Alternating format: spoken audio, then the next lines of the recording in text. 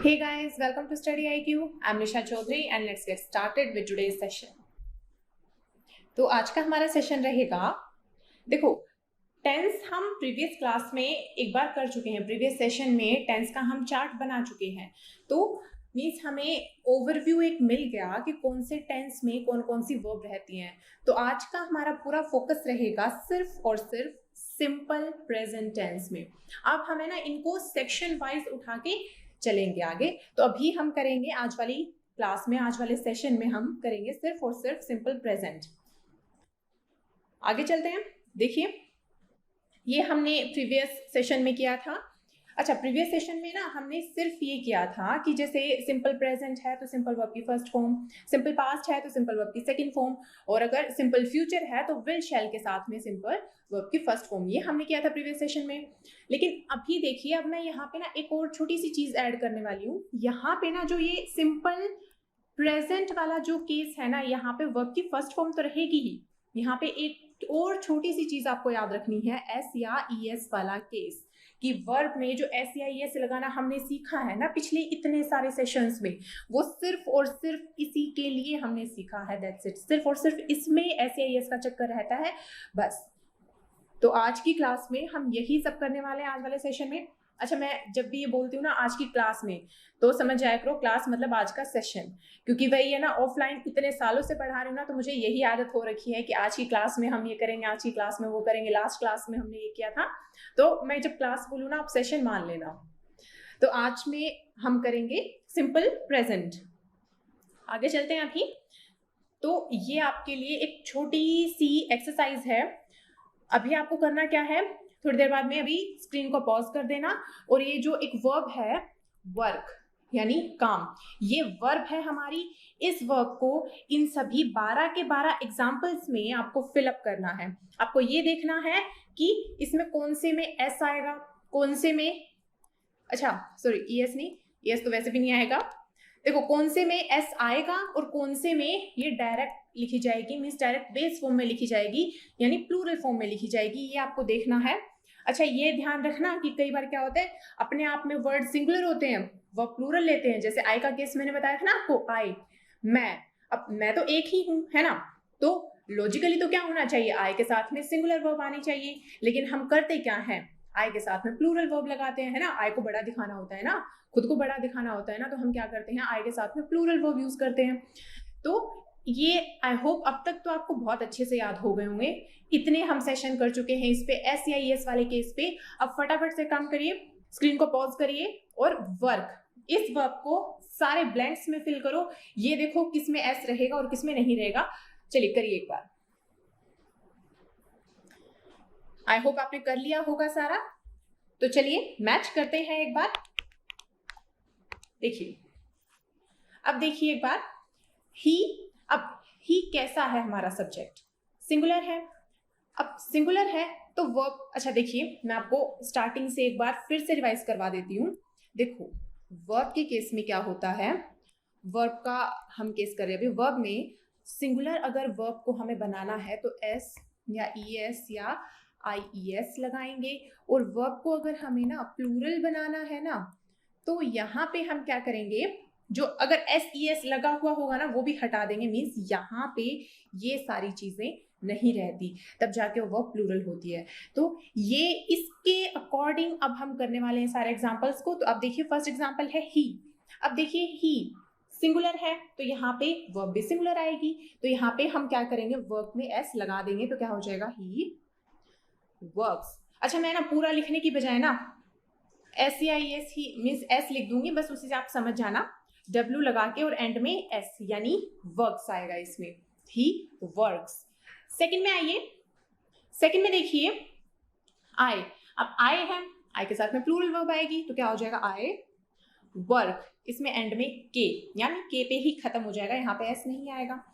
She, अब she क्या है, एक ही पर्सन है वो, तो यहाँ पे एक पर्सन यानी सिंगुलर, सिंगुलर यानी एस आएगा, तो क्या हो जाएगा, शी वर्क्स, ये हो जाएगा।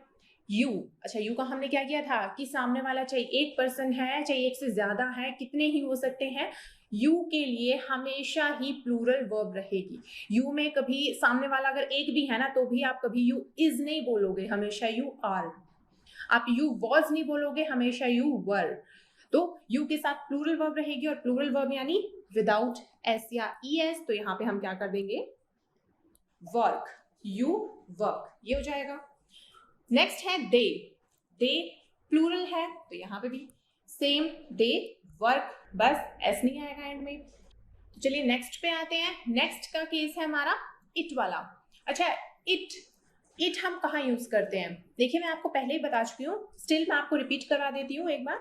देखिए इट को हम यूज करते हैं नॉन लिविंग ऑब्जेक्ट्स के केस में, यानी कोई भी जैसे table, chair, pen, pencil, box, book, तो ये सारे हैं, इनके केस में इट को यूज किया जाता है। दूसरा हम इट को कहाँ यूज करते हैं, एनिमल्स के केस में, यानी जैसे डॉग, कैट, इन सब के लिए भी हम इट को यूज करेंगे।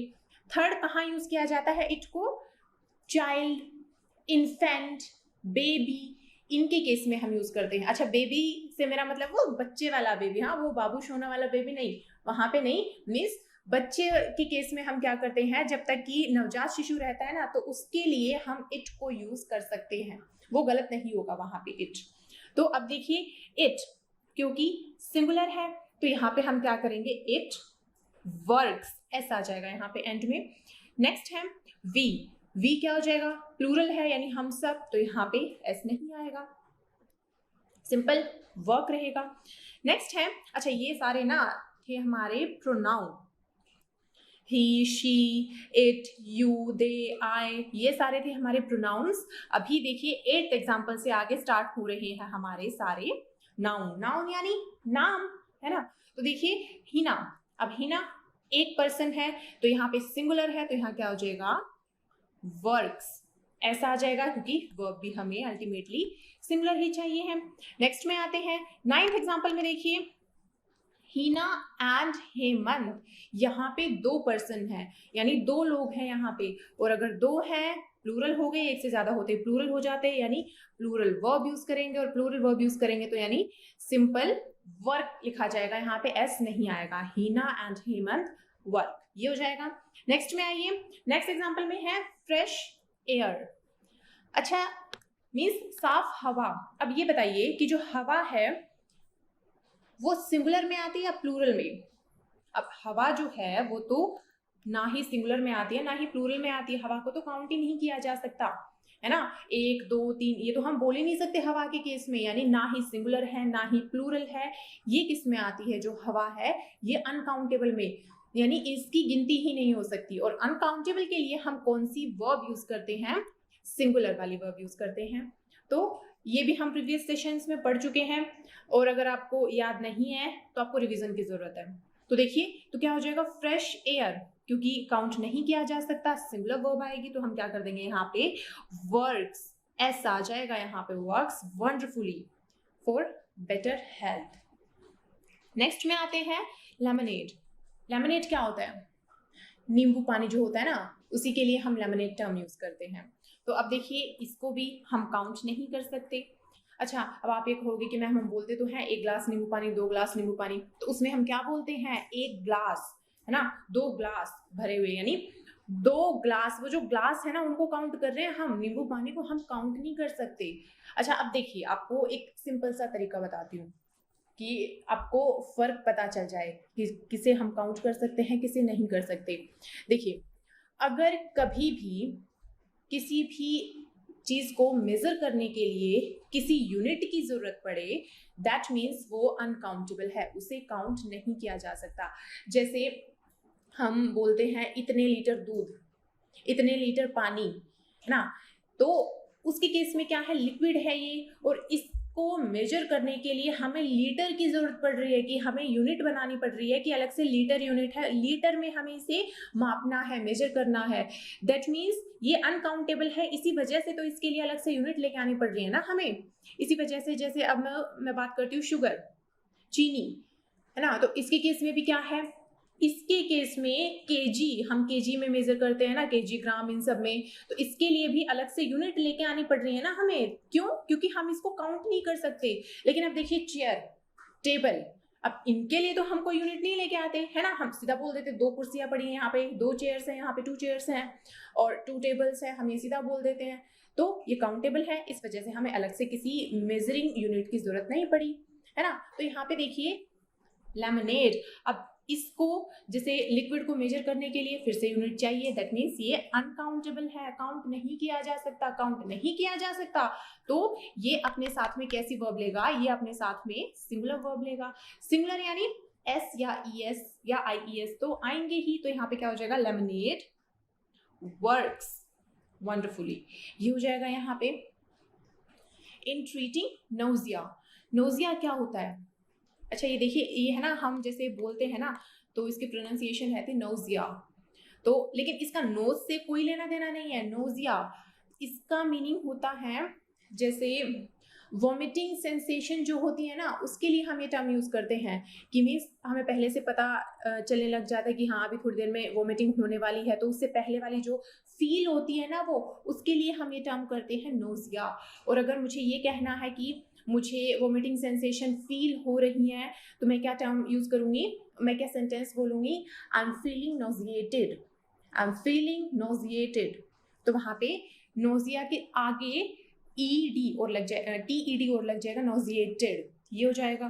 तो नेक्स्ट में आते हैं यहाँ पे 2 ग्लासेस फुल ऑफ लेमनेड। अच्छा देखिए, अब यहाँ पे लेमनेड, नींबू पानी को हम नहीं काउंट कर सकते थे, लेकिन जैसे ही मैंने ये कहा ना 2 ग्लास, अब ग्लासेस को तो मैं कर सकती हूँ ना काउंट, कितने ग्लास रखे हैं, तो अब क्या हो गया ये, अब ये काउंटेबल में आ गया, अब इसको हम काउंट कर सकते हैं, और काउंट कर सकते हैं यानी 2 की बात हो रही है, 2 यानी प्लूरल, और प्लूरल यानी प्लूरल वर्ब हम कैसे लगाते हैं बिना एस के, तो ये हो जाएगा वर्क वंडरफुली। ये है आपके सारे एग्जाम्पल्स, आई होप आपके सारे के सारे सही हुए हों, जिसके भी सारे सही हैं कांग्रेट्स, आप बहुत अच्छे से परफॉर्म कर रहे हैं। चलिए आगे चलते हैं। अभी देखिए, अब तक तो आपको ये चीज ना इस तरह से याद हो जानी चाहिए सब्जेक्ट वर्ब एग्रीमेंट वाली, कि अगर आपसे ना नींद में भी कोई उठा के पूछे ना कि एस सब्जेक्ट में कब लगता है और वर्ब में कब लगता है, आपको तब भी पता हो कि हाँ वर्ब में हम कब लगाते हैं, सिंगुलर बनाते टाइम, हाँ सब्जेक्ट में कब लगाते हैं, प्लूरल बनाते टाइम। आपको अब तक तो ये बहुत अच्छे से याद हो गई होंगी, और ये सारी अब यूज होंगी हमारी सिंपल प्रेजेंट टेंस में। ये आपको मैंने स्टार्टिंग में इसीलिए करवाई थी ताकि आपका एक बार बेस स्ट्रॉन्ग बन जाए, उसके बाद में आप जब टेंसेस करोगे आपको कोई प्रॉब्लम नहीं आएगी। तो अभी सिंपल प्रेजेंट में सारा खेल एस और ई एस का ही रहता है बस। अब देखिए सिंपल प्रेजेंट टेंस, अब सिंपल प्रेजेंट में हमने क्या पढ़ा था, क्योंकि प्रेजेंट है वर्ब की फर्स्ट फॉर्म रहती है यहाँ पे, है ना, और एस या ई एस रहता है यहाँ पे, जो हम बहुत डिटेल में कर चुके हैं। अब हम इजीली सारे इसको टेंस को याद इजीली हम सारे इसको टेंस को समझ लेंगे। अब देखिए इसका यूसेज क्या है कि डेली लाइफ में हम सिंपल प्रेजेंट टेंस को कहाँ कहाँ यूज कर सकते हैं वो देखते हैं, इसके एप्लीकेशंस हैं बेसिकली ये। तो चलिए देखते हैं कि डेली यूसेज क्या है इनके, डेली लाइफ में हम इन्हें कहाँ कहाँ यूज कर सकते हैं वो देख लेते हैं एक बार। सबसे पहला इसका यूसेज है जनरल रूटीन, हमारी जो डेली की रूटीन होती है, हमारी जो डेली लाइफ होती है वो किस तरह से चलती है, हम कब क्या करते हैं, तो ये सारी चीजें हम किस में शो करते हैं, सिंपल प्रेजेंट टेंस में। अब देखिए जैसे डेली कुछ वर्ड्स भी, जैसे वर्ड से भी आप पता लगा सकते हो कि सेंटेंस में अगर डेली आ रहा है दैट मीन्स आपको पता चल जाएगा कि हाँ ये रूटीन की बात हो रही है क्योंकि डेली आ गया यहाँ पे, और अगर रूटीन की बात हो रही है डेली आ रहा है यहाँ पे दैट मीन्स वर्ब में एस या एस तो आएगा ही आएगा, आपको ये पता चल जाएगा। चलिए देखते हैं। अब देखिए डेली हो गया, जैसे रेगुलरली, एवरी डे, ये कुछ वर्ड्स हैं जो हमें ये बताते हैं कि हाँ भाई यहाँ पे अब रूटीन की बात हो रही है, और अगर ये वर्ड्स यूज कर रहे हैं दैट मीन्स हमें वो जो टेंस है वो कौन सा रखना है, सिंपल प्रेजेंट रखना है। अब देखिए एक बार कुछ वर्ड्स हैं, इनकी फ्रीक्वेंसी के अकॉर्डिंग ये दिया गया है चार्ट में। देखिए अब यहाँ पे नेवर मीन्स कि मैं वो काम कभी नहीं करती, देखिए एग्जाम्पल भी मैं आपको साथ के साथ बताती चलूंगी। देखिए यानी 0% है उस काम का रेट, यानी मैं वो काम करती ही नहीं हूँ, कभी भी नहीं करती। I never listen to rock music, कि मैं कभी नहीं सुनती। अब यहाँ पे देखिए आई से तो इतना नहीं पता चल पा रहा, लेकिन अगर मैं यहाँ पे आई के बजाय अगर ये करती हूँ यहाँ पे ही, अब मैंने यहाँ पे क्या किया है, सब्जेक्ट चेंज किया, मैंने आई की जगह ही कर दिया। अब इस पूरे सेंटेंस में क्या चेंजेस होंगे? अब यहाँ पे देखिए कि वह रॉक म्यूजिक को कभी नहीं सुनता, दैट मीन्स वो कभी सुनता ही नहीं है। ये है ना, आप जनरल रूटीन में मान सकते हो कि वो नहीं सुनता, ये उसकी रूटीन है। तो अब यहाँ पे आप क्या करोगे, अब यहाँ पे ही, अब सब्जेक्ट कैसा है हमारा, सिंगुलर। अब लिसन ये हो गई वर्ब। अब वर्ब भी हमें कैसी चाहिए, सिंगुलर चाहिए। वर्ब को सिंगुलर कैसे बनाएंगे, एस लगा के। तो यहाँ पे क्या कर देंगे, एस लगा देंगे, he never listens to rock music, ये हो जाएगा। नेक्स्ट में आते हैं, देखिए थोड़ा सा ऊपर बढ़ते हैं, यानी रेयरली, कि बहुत ही कभी कभार। तो यहाँ पे I rarely listen to the radio, कि मैं रेडियो को तो कभी कभार सुनती हूँ। और यहाँ पे अगर आई के बजाय अगर मैं ये कहती हूँ कि यहाँ पे शी की बात हो जाए, अब आप क्या करोगे, वही कर देंगे फिर से। शी है, सिंगुलर है, तो इसके लिए वर्ब भी हम क्या लगा देंगे, सिंगुलर, यानी क्या हो जाएगा, she rarely listens to the radio, ये हो जाएगा। नेक्स्ट में आते हैं सेल्डम। अब सेल्डम थोड़ी सी और हाई फ्रीक्वेंसी होगी, है ना, कि अगर कोई काम ये है कि भाई कभी कभार गलती से चलो कर भी लिया, भूले भटके से कर लिया, तो उसके केस में भी क्या हो जाएगा, मीन्स मोस्टली ना ये नेगेटिव में ही माने जाते हैं। क्योंकि देखिए यहाँ पे समटाइम्स से जब हम ऊपर जाने लगेंगे ना, तब ये होता जाएगा कि हाँ हम ये काम करते हैं। और इससे नीचे वाले केस में क्या है कि मतलब आप ये मान के चलो कि नहीं करते, क्या है कि भी कभी कभार गलती से भूले भटके काम कर लिया, तो उस सेंस में ये चीजें यूज होती हैं। अब देखिए जैसे ये है सेल्डम, सेल्डम भी ये है, देखिए I seldom go to the library, और ये मुझे लगता है आप सबके लिए भी शायद सही हो। देखिए I seldom go to the library, कि मैं कभी कभार ही लाइब्रेरी जाता हूँ, मीन्स भूले भटके ही सही, मतलब कभी कभार जाता हूँ, रेगुलर बेसिस पे नहीं जाता। तो यहाँ पे भी आई आ रहा है, और यहाँ पे देखिए सिंपल वर्ब की फर्स्ट फॉर्म आ रही है, क्योंकि ये रूटीन की बात है। अच्छा देखो एक और चीज, रूटीन से मेरा मतलब ये नहीं है कि आज कोई काम कर रही हूँ वो कल भी करूंगी, यानी वो डेली ही, सिर्फ डेली वाली चीज ही रूटीन में आती है, नहीं। अब ये जरूरी नहीं है कि आप डेली कोई काम कर रहे हो वही रूटीन है। अगर आप कोई काम नहीं कर रहे ना, वो भी रूटीन में आता है, कि आप डेली ये काम कर ही नहीं रहे, वो भी रूटीन में माना जाएगा।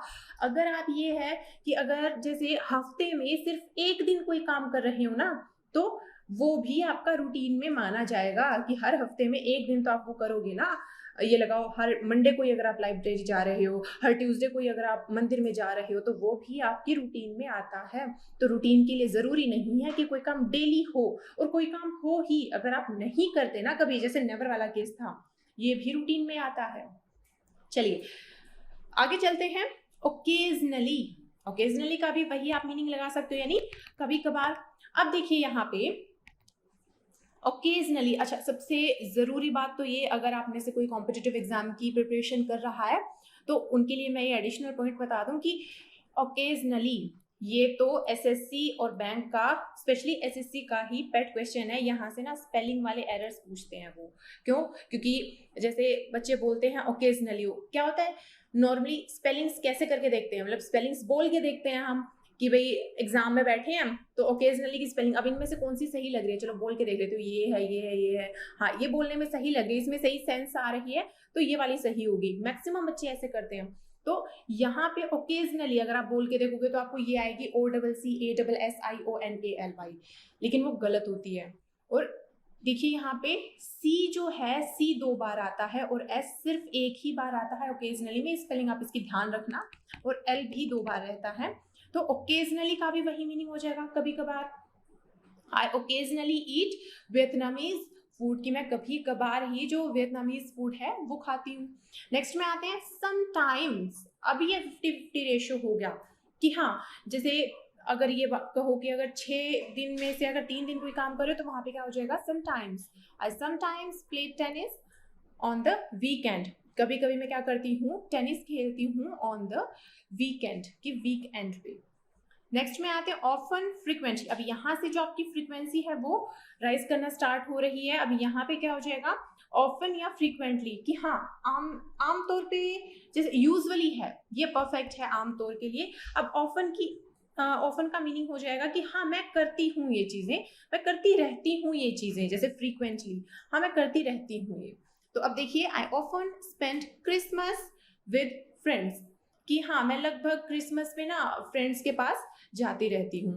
नेक्स्ट में है नॉर्मली या जनरली। अब 80% तक आ चुकी है यहाँ पे फ्रीक्वेंसी हमारी, यानी अब हम लगभग उसे ना हमारी डेली लाइफ में ला चुके हैं, लगभग, है ना, कंप्लीटली नहीं, लगभग ला चुके हैं उसे। तो देखिए, I normally swim after school, means क्या है कि डेली का नहीं है अभी तक, लेकिन क्या है कि हाँ जैसे टाइम मिलता है कि नॉर्मली मैं स्विमिंग के लिए जाती हूँ स्कूल के बाद में। नेक्स्ट है यूजुअली, अभी आ गया आमतौर पे। अब यूजुअली का मतलब क्या है, ऑलवेज तो हो गया कि भी मिस ही नहीं करना, यूजुअली ये है कि बीच में एक आध दिन मिस हो जाता है, मीन्स लेकिन करती जरूर हूं मैं वो काम। तो usually, I usually come home after work, ये हो जाएगा। नेक्स्ट में आइए, ऑलवेज, ये आप सबको पता ही है, I always wake up at 6 o'clock, कि मैं हमेशा ये नियम बना रखा है कि 6 बजे तो उठ जाती हूँ। खैर अभी तो ये है कि कोरोना वायरस के चलते, लॉकडाउन के चलते सभी की शायद स्लीप साइकिल बिगड़ी हुई हो, लेकिन फिर भी उसे रूटीन में लेके आइए आप। चलिए आगे चलते हैं। जनरल रूटीन, अभी ये जो मैंने आपको बताए थे, ये जो वर्ड्स हैं यूजुअली, और ये अच्छा एक और चीज, जैसे अभी एग्जांपल में आपको ये प्रॉब्लम ना आए, मैं आपको पहले ही बता दे रही हूँ। देखिए आप इस चीज में कंफ्यूज मत होना कि मैं यहाँ पे यूजुअली यूज कर सकता हूँ या नहीं, यहाँ पे जनरली मैं यूज कर दूँ तो प्रॉब्लम तो नहीं होगी। देखिए यूजुअली, मैं एक बार साफ कर देती हूँ इनको। अब देखिए, हम है ना यूजुअली, नॉर्मली, ऑफन, फ्रिक्वेंटली, इन सबको जितने मैंने राउंड किए हैं, इन्हें हम इजीली इंटरचेंजेबली यूज कर सकते हैं, यानी एक दूसरे की जगह हम इनको यूज कर सकते हैं, कोई प्रॉब्लम नहीं होगी, ऑलमोस्ट सिमिलर ही मीनिंग है इनका। इसी तरह से ओकेजनली, सेल्डम, रेयरली, इन सबको भी हम इंटरचेंजेबली यूज कर सकते हैं, कोई प्रॉब्लम नहीं होगी। समटाइम्स का आपको पता रखना पड़ेगा कि हाँ वो 50-50 का केस होता है, ऑलवेज हमेशा ही, नेवर यानी कभी नहीं। तो अगर मैं ये कहूँ किसी भी एग्जाम्पल में, अगर मैंने ये लिखा हो कि आमतौर पर ऐसा है, तो वहां पे आप इनमें से कोई भी लगा सकते हो, usually, normally, generally, often, frequently, सारे सही है। अच्छा आप ये देखिए, ये एक वर्ड है ऑफन, OFTEN, ऑफन। तो कई बार क्या है कि आपने सुना होगा इसकी प्रोनाउंसिएशन लोग ऐसे भी करते हैं, ऑफ्टन, टी बोल के, मीन्स ऑफ्टन। तो देखिए गलत वो भी नहीं है, और अगर आप ये बोलते हो ऑफन, वो तो बिल्कुल ही गलत नहीं है। लेकिन इन दोनों में डिफरेंस क्या है कि एक जो है वो तो है अमेरिकन एक्सेंट, एक है ब्रिटिश एक्सेंट, और हम जो है वो ब्रिटिश एक्सेंट को फॉलो करते हैं, हम अमेरिकन एक्सेंट को नहीं फॉलो करते। और इनफैक्ट जो फॉर्मल इंग्लिश है, जो स्टैंडर्ड इंग्लिश है, वो होती भी है ब्रिटिश इंग्लिश वाली, अमेरिकन वाली नहीं होती। तो हम अगर सीखते हैं ना, तो हम हमेशा ही ये कोशिश करते हैं कि हमें प्रोनाउंसिएशन को लेके स्पेशली कि ब्रिटिश इंग्लिश हमें अच्छे से आनी चाहिए। तो आप इसको ना ऑफन ही प्रोनाउंस करना, इसको ऑफ्टन मत बोलना। आगे चलते हैं, ये है आपकी एक्सरसाइज जनरल रूटीन। अब जल्दी से स्क्रीन को पॉज करिए और फटाफट से ये सारे एग्जांपल्स को ट्रांसलेट करो। नोटबुक पेन लेके आप बैठे होंगे, आई होप आप बैठे होंगे, फटाफट से करिए, फिर मैं आपको इनके आंसर्स बताती हूँ अभी। चलिए आपने कर लिए होंगे अभी तक, आंसर्स पे आते हैं, इनके ट्रांसलेशन पे आते हैं। देखिए अक्सर, अब अक्सर के लिए यूजुअली हम कर सकते हैं, जनरली अगर आपने लिखा है वो भी गलत नहीं है ना, उन सबको आप इंटरचेंजेबली यूज कर सकते हो, अभी बताया था मैंने आपको। तो अब देखिए यहाँ पे, वह अक्सर यहाँ अखबार पढ़ने आता है, वह एक पर्सन है ये, है ना, तो ही यानी सिंगुलर है, और अगर सिंगुलर है तो क्या होगा, जो वर्ब है वर्ब भी सिंगुलर रहेगी, और सिंगुलर वर्ब के लिए क्या किया जाता है, एस या ईएस को लगाया जाता है। तो क्या हो जाएगा, ही यूजुअली कम, कम वर्ब हो जाती है ना, आपने पढ़ा होगा कम, केम, कम, ये होती है। इसी तरह से एक होती है बिकम, बिकेम, बिकम, ये होती है वर्ब्स।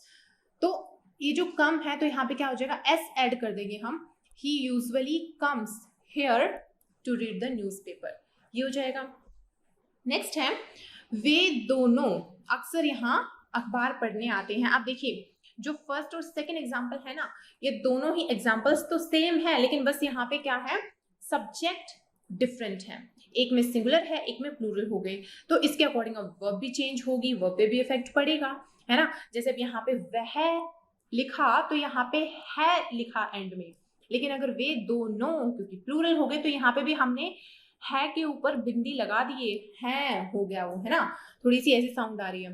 तो वही केस इंग्लिश में भी होता है। अब ये बिंदी नहीं, बिंदु लगा के ये सब नहीं डिफ्रेंशिएट करते, ये क्या करते हैं, ये वर्ब में डिफ्रेंशिएशन ये डाल देते हैं। जैसे तो यहाँ पे क्या हो जाएगा, दे बोथ, क्योंकि दो की बात हो रही है, दोनों यानी बोथ। अगर आपने ये लिखा है दे बोथ, वो भी सही है, अगर आपने ये लिखा है बोथ ऑफ देम, वो भी सही है, सेम मीनिंग है दोनों का। So both of them usually come here, तो यहाँ पे कम है, यहाँ पे एस नहीं लगाया इस बार, क्यों, क्योंकि प्लूरल चाहिए था हमें। चलिए नेक्स्ट पे आते हैं। नेक्स्ट है, यह कैफे सुबह 7:30 बजे खुलता है।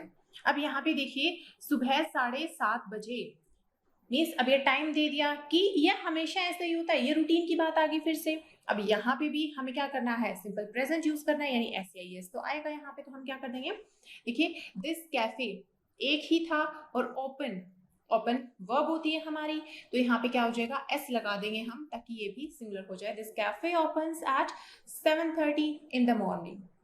अच्छा, एक चीज आप ध्यान रखना, देखो सेंटेंस तो ये सही हो गया आपका, एक चीज ध्यान रखना, अगर आप ऐसे करते हो 7:30 AM, अगर ये लिखा है तो AM लिखने के बाद में इन द मॉर्निंग आप नहीं लिखोगे, यानी या तो आप AM ही लिखोगे या आप इन द मॉर्निंग ही लिखोगे। और वो क्यों, शायद आपको समझ में आ भी गया होगा कि देखो दोनों का मीनिंग तो वही होता है ना, AM भी सुबह के लिए हम यूज करते हैं, इन द मॉर्निंग ये तो सुबह के लिए है ही, तो दोनों नहीं लगाएंगे हम, एक ही लगाएंगे। ऐसे नहीं कि वो भी लगा रहे हो वो भी लगा रहे हैं, वो बहुत गलत हो जाएगा। जैसे मैं आपको वैसे एग्जांपल देती हूँ, जैसे अगर मैं ये कहूँ कि आप, जैसे रेस्ट है, रेस्ट इसका मीनिंग क्या होता है, आराम करना, है ना। अगर मैं ये कहती हूँ कि आप आराम से रेस्ट करो, तो देख रहे हो कोई सेंस नहीं बन रही इस चीज की, आप आराम से रेस्ट करो, यानी आप आराम भी मैं बोल रही हूँ और रेस्ट ये भी बोल रही हूँ मैं, है ना, दोनों सेम ही तो हो गए। तो वही बात यहाँ पे आ जाती है कि AM और मॉर्निंग। अब जैसे मैं ये बोलती हूँ कल सुबह मॉर्निंग में मैंने ये किया, अरे कल सुबह मॉर्निंग में, तो सुबह भी वही होगी, मॉर्निंग भी वही होगी, एक हिंदी का है एक इंग्लिश का है, वही फर्क है दोनों में। तो ये बहुत गलत लगता है, ऑकवर्ड लगता है, तो वो नहीं करना हमें, या तो AM रखेंगे या इन द मॉर्निंग रखेंगे। इसी तरह से या तो PM रखो या इन द इवनिंग रखिए। तो ये कुछ चीजें हैं, आपको मैं साथ के साथ बताती रहूंगी ये एग्जाम्पल्स में। चलिए नेक्स्ट पे आते हैं। हम हमेशा भोजन करने से पहले अपने हाथ धोते हैं। अच्छा, जो भोजन है इसके लिए हम टर्म यूज करते हैं मील, और क्योंकि ये बात हो रही है रेगुलरिटी की, यानी रेगुलरली कोई चीज हो रही है, तो यहाँ पे हम क्या कर देंगे, मील्स लगा देंगे, कि भाई बहुत सारे हो गए तो हम मील्स लगा देंगे यहाँ पे। अच्छा ये ध्यान रखना, फूड में आप एस नहीं लगा सकते, फूड्स नहीं बोल सकते, लेकिन मील में आप लगा सकते हो एस। तो क्या हो जाएगा, अब हमेशा की बात थी तो हमें क्या कर दिया यहाँ पे ऑलवेज, और सब्जेक्ट क्या है हमारा, हम, यानी प्लूरल है हम सब, तो क्या हो जाएगा यहाँ पे वी ऑलवेज वॉश। अब वॉश होगी हमारी वर्ब, और हैंड्स बिफोर मील्स, ये हो जाएगा। और अगर मैं यहाँ पे ये करती हूँ वी की बजाय, अगर मैं यहाँ पे कर देती हूँ शी, अब क्या करोगे इसमें, अब क्या चेंज होगा, शी, हमारा जो सब्जेक्ट है वो सिंगुलर है, तो यहाँ पे क्या हो जाएगा, शी ऑलवेज। अब यहाँ पे वॉश के बाद में ES आ जाएगा, क्यों, क्योंकि सिंगुलर और वर्ब भी सिंगुलर। चलिए नेक्स्ट में आते हैं। अब देखिए मेरे पापा रोज पार्क में दौड़ते हैं, रोज, अब रोज यानी एवरीडे एक्टिविटी है, यानी रूटीन है, तो क्या हो जाएगा यहाँ पे माय फादर। अच्छा, जो आप बोलते हो ना जॉगिंग, तो इसको हम जॉग ये भी बोल सकते हैं, तो जॉग ये होगी हमारी वर्ब, और जॉग में एस लगा दिया, क्यों, क्योंकि माय फादर सिंगुलर है सब्जेक्ट, तो क्या हो जाएगा my father जॉग्स in the park every day. Next में आते हैं, मैं रोज सुबह 6 बजे उठ जाता हूँ। अब यहाँ पे मैं, आई, और खुद के लिए हम कैसी वर्ब यूज करते हैं, हमेशा ही प्लूरल वाली, बड़े वाली, तो यहाँ पे क्या हो जाएगा, I get up at 6 o'clock every morning. तो यहाँ पे गेट्स मत कर देना, गेट हो जाएगा यहाँ पे। नेक्स्ट में आते हैं लास्ट एग्जाम्पल, मेरी बहन बहुत चाय पीती है। अब यहाँ पे ये भी रूटीन की ही बात है इसकी, तो यहाँ पे भी हम क्या कर देंगे, माई सिस्टर, हमारा सब्जेक्ट जो है सिंगुलर है ना, एक की बात हो रही है, माई सिस्टर ड्रिंक, और ड्रिंक में हमने लगा दिया एस, यानी अब ये भी सिंगुलर हो गया, my sister drinks T a lot. ये हो गया इसका करेक्ट ट्रांसलेशन। चलिए अभी आगे देखते हैं, होप सो आपके सारे सही हुए हों, क्योंकि इनमें तो हमने बहुत मेहनत की है। नेक्स्ट में आते हैं, अच्छा प्रोफेशन। देखो हम पढ़ रहे हैं अभी सिंपल प्रेजेंट जो टेंस होता है ना, उसको हम डेली लाइफ में कैसे यूज कर सकते हैं, उसका यूसेज क्या होता है डेली लाइफ में, उसे हम स्टडी कर रहे हैं। पहला यूसेज हमने देखा कि हम रूटीन एक्शन के लिए ना सिंपल प्रेजेंट को यूज करते हैं, यानी अगर रूटीन एक्शन हमें बताना हो तो वहां पे हम SAES लगाते हैं। दूसरा अब हम देखेंगे यहाँ पे प्रोफेशन, अगर हमें प्रोफेशन बताना हो कि कोई भी पर्सन है वो क्या काम करता है, या कोई ग्रुप है वो क्या काम करते हैं, अगर हमें उनका प्रोफेशन बताना है तो वहां पे भी हम क्या यूज करेंगे, सिंपल प्रेजेंट को यूज करेंगे। यानी सिंपल प्रेजेंट यानी हम एस या ES वाले केस को फॉलो करेंगे यहाँ पे, यानी वर्ब की फर्स्ट फॉर्म प्लस एस या ES, हम इसे फॉलो करेंगे वहां पे अगर हमें प्रोफेशन भी बताना है तो। अब ये देखिए आपके पास एग्जांपल्स हैं, फटाफट से इन्हें ट्रांसलेट कर दीजिए आप, फिर मैं आंसर बताती हूँ आपको। और इसमें कोई भी ऐसा वर्ड नहीं है जो आपको नहीं आता हो, तो आप इजीली कर लोगे इनको। फटाफट से करिए, वीडियो पॉज करिए यहीं पे और जल्दी से अटेम्प्ट करिए। आई होप आपने कर लिया होगा। चलिए टैली करते हैं, मैच करते हैं। देखो वह बस चलाता है, ही ड्राइव्स अ बस। देखिए ड्राइव ये वर्ब मैंने आपको बताई थी, ये मैंने आपको होमवर्क के लिए टास्क में दी थी, है ना। तो अब देखिए ड्राइव, ड्राइव हम कब यूज करते हैं, ये भी देखो टू व्हीलर्स है, टू व्हीलर्स के लिए हम यूज करते हैं राइड, और अगर मीन्स 4 या 4 से ज्यादा हो जाएंगे ना तो हम यूज करेंगे ड्राइव। हम ये यूज करते हैं 4 या 4 से ज्यादा होंगे तो ड्राइव, और 2 होंगे तो राइड हो जाएगी वो हमारी। देखिए तो यहाँ पे बस की बात हो रही है तो यहाँ पे हमने यूज किया है ड्राइव, और ड्राइव में एस लगाया क्यों, क्योंकि ही वो सिंगुलर है, ही ड्राइव्स अ बस। या फिर आप ये भी बोल सकते हो जैसे वह बस ड्राइवर है, that means he is a bus driver, ये भी करेक्ट है आपका। नेक्स्ट में आइए नर्सेज। अब यहाँ पे क्या है, प्लूरल है ये नर्सेज, तो प्लूरल हो गया हमारा सब्जेक्ट, तो इसके लिए जो वर्ब यूज होगी वो भी कैसी होगी, प्लूरल। और प्लूरल वर्ब में SAIS लगता है या नहीं लगता, खुद से आप सोचिए एक बार। प्लूरल वर्ब में SAIS नहीं लगता, तो यहाँ पे क्या हो जाएगा, लुक। यहाँ पे हमने S नहीं लगाया, यहाँ पे डायरेक्ट हमने लिखा है नर्सेज लुक आफ्टर। अच्छा लुक आफ्टर, लुक आफ्टर क्या है, ये एक फ्रेजल वर्ब है, और लुक आफ्टर का मीनिंग होता है केयर करना। ये मैं आपको करवा चुकी हूँ शायद किसी प्रीवियस सेशन में। लुक आफ्टर मीन्स किसी की देखभाल करना, केयर करना। Nurses look after patients in hospitals, ये हो जाएगा। नेक्स्ट में आते हैं, नाई बाल काटता है, प्रोफेशन हो गया वो उसका, इसके लिए हम टर्म यूज करते हैं बार्बर, बार्बर, और यहाँ पे कट। अब यहाँ पे एक की बात हो रही है तो यहाँ पे क्या हो जाएगा, कट्स, ऐसे लग जाएगा। हेयर, अच्छा हेयर्स मत कर देना, ये भी मैं आपको पहले बता चुकी हूँ, हेयर्स नहीं होता, हमेशा हम हेयर ये टर्म यूज करते हैं। नेक्स्ट में आइए, मेरी माँ बैंक में जॉब करती है, बैंक में काम करती है, तो क्या हो जाएगा यहाँ पे, my mother works in the bank. I hope आपके सारे करेक्ट हुए हों। नेक्स्ट में आते हैं, ये था हमारा सेकेंड यूसेज।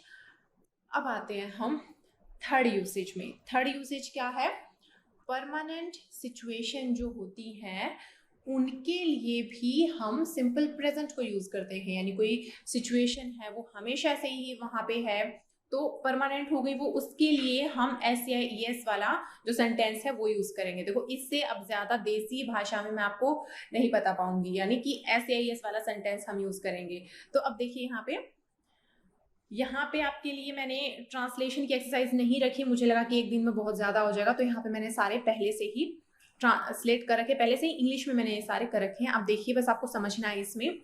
देखो अब जैसे my parents live in Chandigarh, मेरे पेरेंट्स जो है चंडीगढ़ में रहते हैं, वो परमानेंट है उनका, वो वहीं पे रह रहे हैं।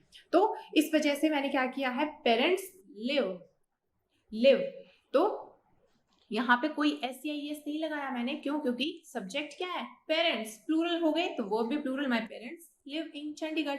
और यहीं पे अगर मैं ये करती, यहीं पे अगर मैं ये करती माय ब्रदर, माय ब्रदर, अब यहाँ पे क्या हो जाता, लिव इन चंडीगढ़?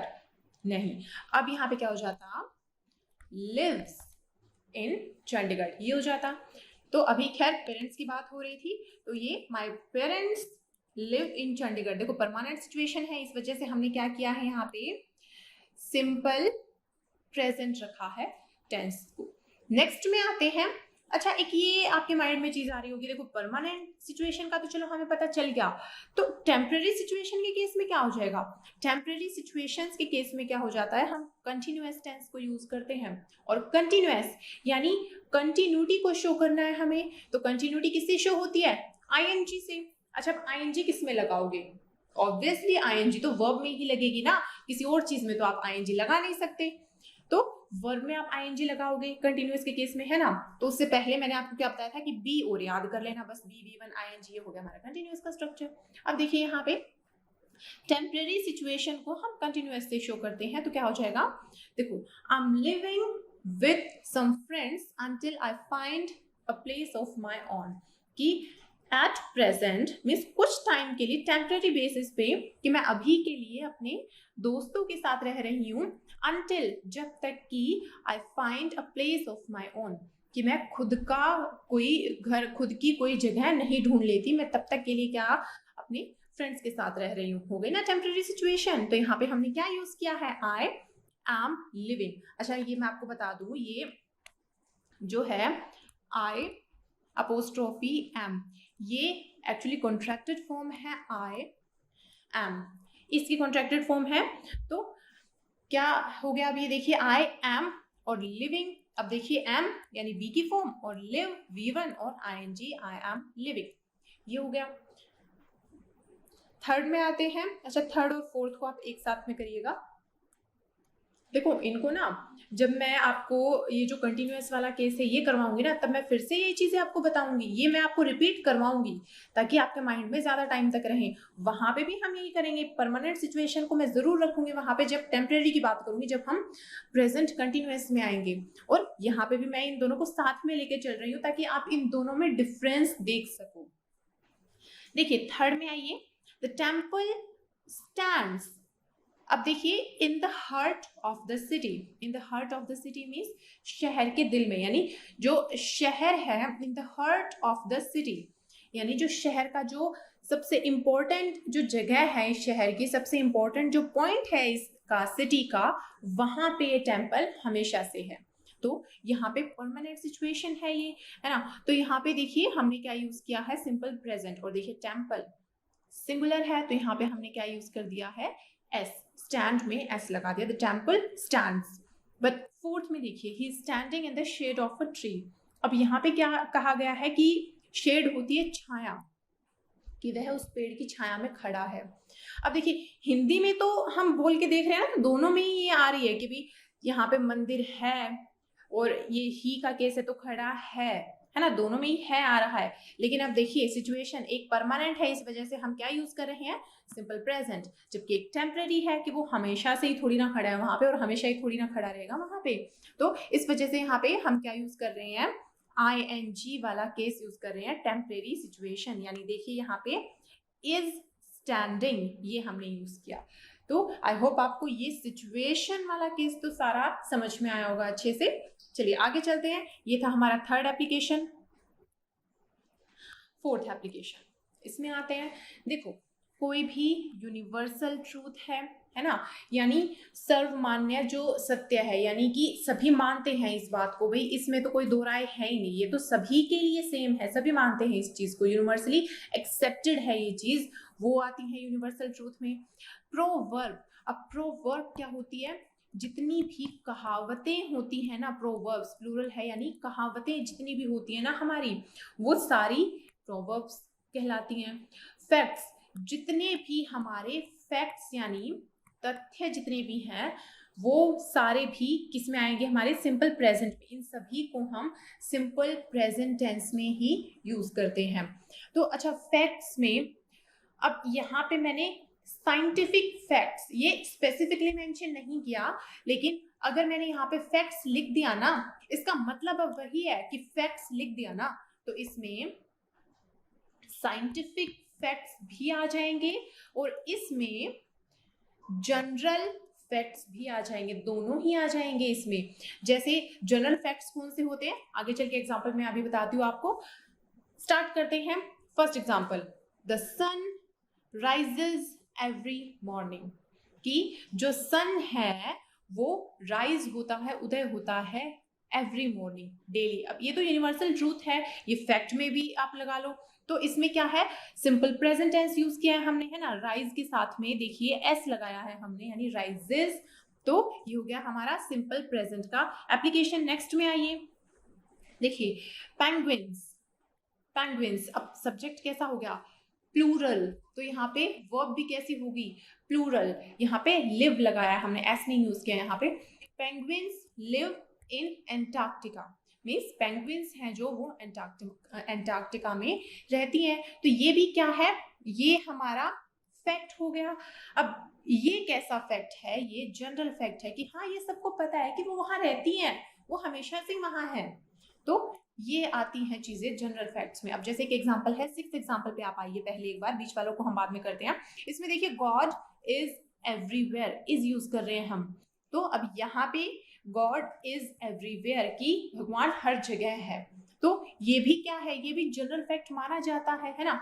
तो इस वजह से सिर्फ अगर साइंटिफिक फैक्ट लिख देती ना मैं, तो ये चीजें फिर नहीं हो पाती यहाँ पे। तो इस वजह से मैंने वहां पे सिर्फ फैक्ट लिखा है, दैट मीन्स यहाँ पे साइंटिफिक भी है, वो जनरल भी है। थर्ड एग्जाम्पल में आते हैं, the earth goes around the sun. अब यहाँ पे क्या यूज किया हमने, goes, go plus E S. क्यों, क्योंकि अर्थ, अब हमारा जो सब्जेक्ट है सिंगुलर है, subject singular, verb singular, verb को सिंगुलर कैसे बनाते हैं हम, एस या ई एस लगा के। तो ये क्या हो जाएगा, the earth goes around the sun, क्योंकि ये एक यूनिवर्सल ट्रूथ है, तो हमने ये किस में रखा है, सिंपल प्रेजेंट में रखा है। नेक्स्ट में आते हैं, rivers freeze at high altitude. मैं एक बार बाकी पेज साफ कर देती हूँ ताकि क्लैरिटी रहे। चलिए अब देखिए एक बार, अब आते हैं एग्जांपल्स पे।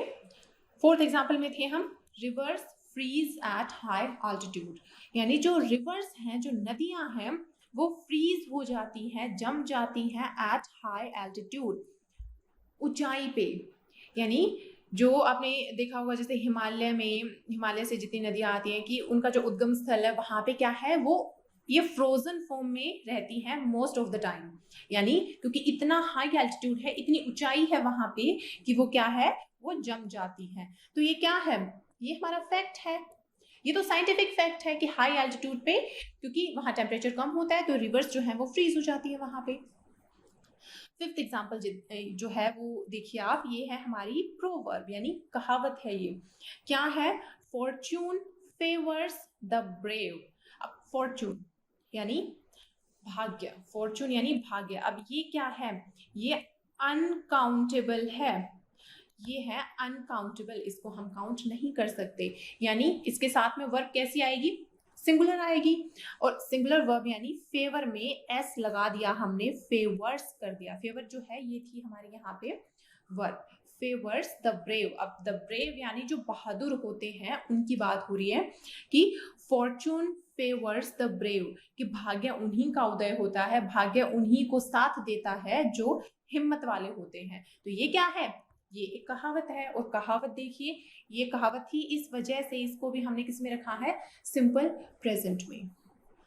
तो ये थे आज के एप्लीकेशंस। देखिए अभी खत्म नहीं हुए ये, अभी सिर्फ 4 ही किए हैं हमने, एक और सेशन बनेगा इस पे तो, और उसमें जाके सारे कवर होंगे। अभी तक हम सिंपल प्रेजेंट पे ही है, सिंपल प्रेजेंट का हम यूसेज सीख रहे हैं कि उसे डेली लाइफ में हम कैसे यूज कर सकते हैं, वो देख रहे हैं हम अभी।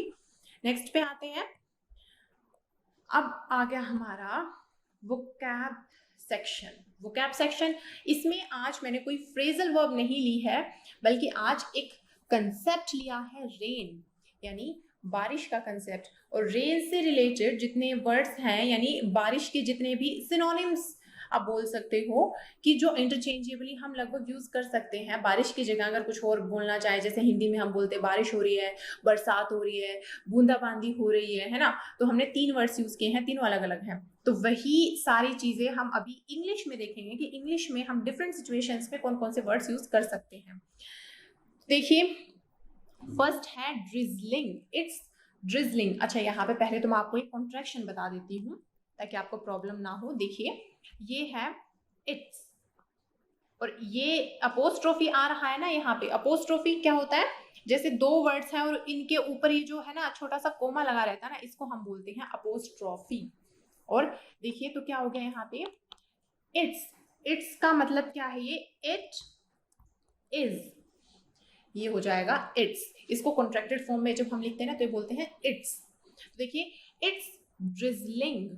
अब ड्रिजलिंग, ये आईएनजी लगा हुआ है ना यहाँ पे, और अगर आईएनजी को हटा दूं तो ये वर्ड बन जाएगा हमारा ड्रिजल, ZZLE, ड्रिजल। अब ड्रिजल का मीनिंग क्या होता है, ड्रिजल का मीनिंग होता है जो हल्की हल्की बुछार आती है ना कई बार, तो उसके लिए हम टर्म यूज करते हैं ड्रिजल। कि आप एक बार अगर मिस जाके बाहर वापस अंदर आ जाओगे तब तो नहीं भीगोगे, लेकिन अगर आप वहां पे कई देर तक खड़े रहे तो आप भीगना स्टार्ट हो जाओगे। मीन्स बिल्कुल हल्की हल्की जो बौछार होती है ना, उनके लिए हम टर्म यूज करते हैं ड्रिजल। और इसके लिए एक और टर्म भी यूज होती है ड्रिजल के लिए, मिजल।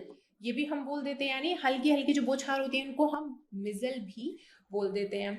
देखो यहाँ पे लिखा है वेरी लाइट रेन, कि बहुत ही हल्की जो बारिश होती है वो।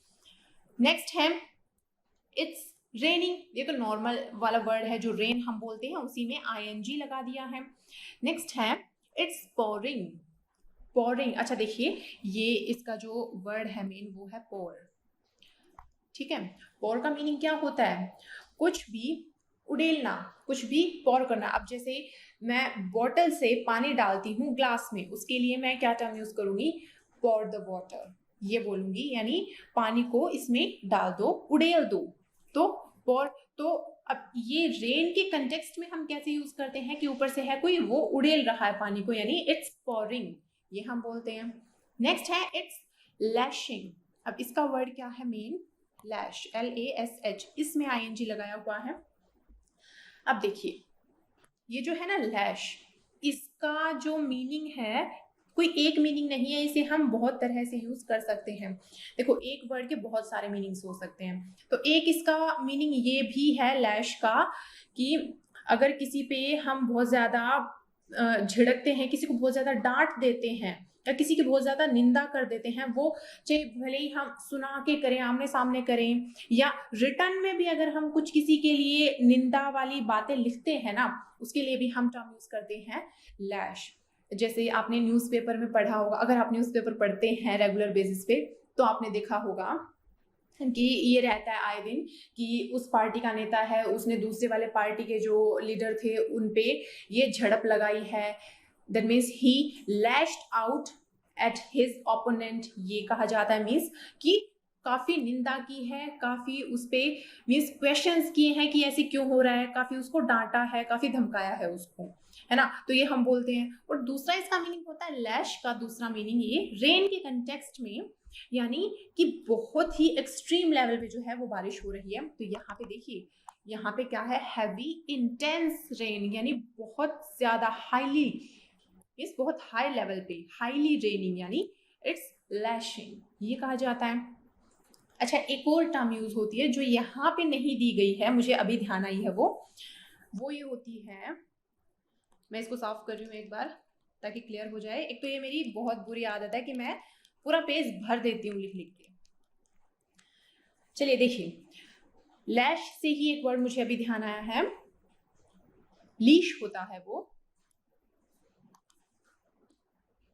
लीश। देखो, लीश होता है किसी को बांध देना, leash the dog means dog को बांध दो। और अगर इसके आगे मैं ये टर्म लगा दूं UN, अनलीश मीन्स खुला छोड़ दो। तो और अगर इसी को मैं ऐसे कहूं ईडी लगा के इसके एंड में, अनलीश्ड रेन, यानी कि किसी ने बिल्कुल खुला छोड़ दिया है। यानी अगर मैं ये कहूँ अनलीश्ड डॉग मीन्स इस कुत्ते को किसी ने खुला छोड़ दिया है। तो इसी तरह से अगर मैं ये कहूँ अनलीश्ड रेन मीन्स की जो बारिश है वो खुली छोड़ दी है, कि वो इतनी हद बारिश हो रही है, बेहद बारिश हो रही है। तो उसके लिए हम ये भी टर्म यूज करते हैं अनलीश्ड रेन, हैवी रेन के लिए। ये अक्सर न्यूज़पेपर में टर्म यूज होती है अनलीश्ड। नेक्स्ट में आते हैं इट्स बकेटिंग डाउन। अब यहाँ पे देखिए पोरिंग से आप इसको रिलेट कर पाओगे। देखो ये जो टर्म है ना बकेट, बकेट यानी बाल्टी। अब यहाँ पे क्या है बकेटिंग डाउन, यानी ऊपर कोई बाल्टी है और वो पूरी उड़ेल दी गई है, बकेटिंग डाउन। तो एक्सट्रीमली हैवी रेन हो रही है, बाल्टी भर भर के ये बात कही जाती है, that means bucket of rain. तो ये भी हम बोल सकते हैं इट्स बकेटिंग डाउन। नेक्स्ट में आते हैं it's raining cats and dogs. अब ये देखिए ये भी बहुत एग्जाम्स में पूछा जाता है, कॉम्पिटिटिव एग्जाम्स में, कि it's raining cats and dogs. अब यहाँ पे जो है ना ये कैट्स एंड डॉग, ये क्या है कैट्स एंड डॉग्स, ये है इडियम, ये है मुहावरा। अब इसका मतलब ये नहीं है कि आसमान से कुत्ते बिल्लियां वो गिर रहे हैं नीचे, वो नहीं है इसका मीनिंग। इसका मीनिंग क्या है कि एक्सट्रीमली हैवी रेन हो रही है, और उसको हम थोड़ी से ना मुहावरे की टर्म्स में अगर हम बोलना चाहे तो हम क्या बोल सकते हैं, it's raining cats and dogs. और इसको है ना जैसे एग्जाम्स में किस तरह से पूछा जाता है वो भी मैं बता देती हूँ। हालांकि स्पोकन की क्लास है बट स्टिल मैं वो भी साथ में एक बार आपको बता देती हूँ। इसमें क्या कहा जाता है, इस तरह से ये सेंटेंस आ जाता है it's raining like cats and dogs. अभी आप भी है ना बोल के देखोगे ना आपको ये फील आएगी कि ये ऐसे होना चाहिए, it's raining like cats and dogs, है ना, कि उसकी तरह हो रही है। लेकिन ये गलती होती है, लाइक को हम नहीं यूज करते यहाँ पे, इसको हटाना होता है, ये बिना लाइक के ही ये सही है, it's raining cats and dogs. तो इसका ध्यान रखना। नेक्स्ट है इट्स वेट आउटसाइड। इसका मतलब यही है कि बाहर गीला हो रखा है सभी, यानी बाहर बारिश हो रखी है। तो इसमें ऐसा नहीं है कि बहुत तेज बारिश, उसके लिए आप नहीं, आप ये नॉर्मल यूज कर सकते हो कि बाहर सब गीला हो रखा है, नहीं बारिश हुई थी या बारिश हो रही है अभी भी। तो नेक्स्ट में आते हैं टू गेट सोक्ड या टू गेट ड्रेंच्ड। अब इन दोनों का एग्जैक्टली सेम मीनिंग है। ड्रेंच का मीनिंग क्या होता है, देखो जैसे आप बारिश से ना बाहर से अंदर आते हो तो यानी आपके कपड़े भीगे रहते हैं पूरे, और उन कपड़ों के लिए हम टर्म यूज करते हैं ड्रेंच। अब जैसे सपोज आप कोई कोट पहन के बाहर गए थे और वो कोट पूरा भीग गया, रेन कोट नहीं दूसरे वाला कोट, वो पूरा भीग गया आपका ओवरकोट, तो उसके लिए आप क्या कहोगे, माई कोट इज ड्रेंच्ड। ड्रेंच में ईडी लग जाएगा वहां पे, माई कोट इज ड्रेंच्ड, यानी जो मेरा कोट है वो पूरा भीग गया है, यानी पूरा पानी से तरबतर हो जाना, उसके लिए हम टर्म यूज करते हैं ड्रेंच। और सेम यही उसी के लिए हम ये टर्म यूज करते हैं soaked, my coat is soaked, यानी पूरा ही गीला हो चुका है वो, एक्सट्रीमली वेट, ये है। और हमारा आज का लास्ट वर्ड है ड्रिबल। अब इस वर्ड को हम देखते हैं, इसको ना हम दो कंटेक्स्ट में यूज कर सकते हैं। फर्स्ट तो क्या है कि जैसे कोई भी चीज है, जैसे वो कोई भी जैसे लिक्विड है और वो धीरे धीरे नीचे आ रहा है, जैसे एग्जाम्पल को देखते हैं एक बार, एग्जाम्पल से आपको अच्छे समझ में आ जाएगा। The paint dribbled down the side of pot, यानी जो पेंट जिसमें डला हुआ था उसमें क्या है कि पेंट है ना वो साइड में ऐसे बहना स्टार्ट हो गया, कि ऊपर आ गया, और ऊपर से मीन्स ऊपर जैसे हम पेंट करते हैं तो वहां से वो नीचे बहने लग गया, वो किनारों से उसके, है ना। तो उसके लिए हम टर्म क्या यूज करते हैं, ड्रिबल, मीन्स वो बूंद बूंद एक नीचे आ रही है। जैसे बारिश में क्या होता है, विंडो में, बारिश में विंडो से ऐसे एक एक बूंद नीचे आती है ना, उसके लिए हम टर्म यूज करते हैं ड्रिबल। एक तो इस सेंस में यूज होता है इसका। दूसरा क्या है, स्लाइवा, कि जैसे छोटे बच्चों के केस में होता है, जैसे स्मॉल चिल्ड्रन ऑफन ड्रिबल, यानी छोटे बच्चे जो हैं उनका जो माउथ से उनकी जो स्लाइवा आता है ना, उसके लिए भी हम ये टर्म यूज करते हैं, लार के लिए, कि वो टपकती रहती है, तो इसके लिए भी हम क्या यूज करते हैं, ड्रिबल। ड्रिबल मीन्स कुछ ऐसे टपकना धीरे धीरे, ये हो जाएगा ड्रिबल। तो ये थी हमारी आज की वोकैबुलरी। अभी the most important section of the day, today's task. इसमें आपको क्या करना है वो देखिए, convert all the sentences used in this slide into their negative forms. देखो आज मैं आपको ट्रांसलेशन का नहीं दे रही कोई भी, आज आपको रूटीन वाला भी नहीं दे रही कि आपको डेली रूटीन अपनी बतानी है, वो भी हो चुका है। अब क्या है, इस स्लाइड में जितने भी सेंटेंसेस यूज हुए हैं जितने भी, बेशक वो हिंदी से इंग्लिश में आपने किए हों या फिर कंप्लीटली इंग्लिश में ही रहे हों, हाँ, सिर्फ ये वोकैब वाला जो सेक्शन है, सिर्फ इन सेंटेंसेस को छोड़ के, ये जो लास्ट में 2 सेंटेंसेस थे इनको छोड़ के बाकी पूरे इसमें जितने भी सेंटेंसेस यूज हुए हैं, आपको करना क्या है, सभी को उनकी नेगेटिव फॉर्म में ट्रांसलेट करना है। सबको मैंने पॉजिटिव में ही रखा है, हो सकता है कोई एक आध मेरी नज़र से छूट गया हो वो नेगेटिव में हो, अदरवाइज सारे पॉजिटिव में ही रहे हैं। आपको करना क्या है, इनको नेगेटिव में आपको ट्रांसलेट करना है, नेगेटिव में कन्वर्ट करना है। और वो अब देखोगे आप, किसी में देखो अगर इज, एम, आर दे रखा है पहले से अगर है तो आपको पता है कि हेल्पिंग वर्ब है पहले से, तो उसमें आपको नॉट लगा देना है। लेकिन अगर कहीं पे इज, एम, आर नहीं दे रखा, हेल्पिंग वर्ब नहीं दे रखी, तो वहां पे भी नोट तो लगाना पड़ेगा, नेगेटिव बनाना हमें। और अगर कहीं पे हमें पका पकाया नहीं दे रखा तो हम क्या करते हैं, सारे इंग्रेडिएंट्स को उठा के इकट्ठा करके फिर पकाते हैं, है ना। तो ऐसे केस में हमें क्या करना पड़ेगा, डू डज को लेके आना पड़ेगा, उसके साथ में हमें नोट लगाना पड़ेगा। तो ये अब आप देखोगे किसमें इज, एम, आर के साथ में पॉसिबल है, किसमें डू डज लगा के आपको नेगेटिव बनाना पड़ेगा। आपको ये सारे ही एग्जांपल्स को नेगेटिव बनाना पड़ेगा इस स्लाइड में। तो और ये आप मुझे अपनी बना के सेंड करोगे पीपीटी। पीपीटी तो नहीं हो पाएगी, आप है ना जैसे नोट डाउन करके उसकी पिक लेके वो आप मुझे सेंड करोगे इंस्टा पे। ये टास्क है आपका। तो देखती हूँ आप में से कितने सीरियसली इस कोर्स को फॉलो कर रहे हैं और कितनों ने बस टाइम पास के लिए लिया हुआ। ये पता चल जाएगा यहाँ पे कि कितने मुझे रेगुलर बेसिस पे टास्क भेजते हैं अपना करके। तो ये है मेरा इंस्टा हैंडल, आप मुझसे यहाँ पे कनेक्ट कर सकते हैं और इंग्लिश से रिलेटेड कोई भी आपकी क्वेरी हो आप मुझसे यहाँ पे पूछ सकते हैं। तो चलिए आज का सेशन हमारा यहीं तक था, इतना ही था। नेक्स्ट सेशन में मिलेंगे, तब तक के लिए keep practising, be safe and stay blessed. Thank you.